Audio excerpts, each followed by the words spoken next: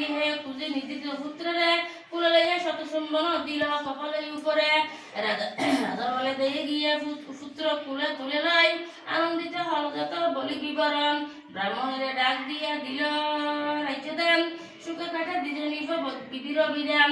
এইদিকে অপুত্র ব্রাহ্মণী দেখিয়া শিখে দিল অন্য নারী ব্রাহ্মণীর বিয়া। যতকালে গর্ভবতী নতুন ব্রাহ্মণী, পঞ্চামৃত সপ্তামৃত সাধু দিল জানি। যথাকালে কালক্রমে পুত্র কন্যা দুই হইল, বড় হলে দুই মামার বাড়ি হাসাইল। সঙ্গে দিল দ্বিজ তৈল সিন্দুরে হারে, যথাকালে পৌঁছিল মামার বাগারে। অসহ্য দেখিয়া লোক মামাদের হয়, ব্রাহ্মণের মুন্ডু কাটি জগতে ফেলায়। মনে করা বগ্নপতি হইল নিধন, বাগিনে বাগিনে হবে মুখের লক্ষণ। বাগিনীকে বাধ্য করে অসহ্য লুটব, নানা সুখে ধরা দেবে মোরা বিচারিব। এইদিকে ব্রাহ্মণীরা বিলম্ব দেখিয়া শিখে গেল সেই বাড়ি খুঁজিয়া খুঁজিয়া। তারা বলে সুখ বগ্নি যত্ন ঘরে ডাকি, গিয়েছ ব্রাহ্মণী কোথা আসিবে এখনই।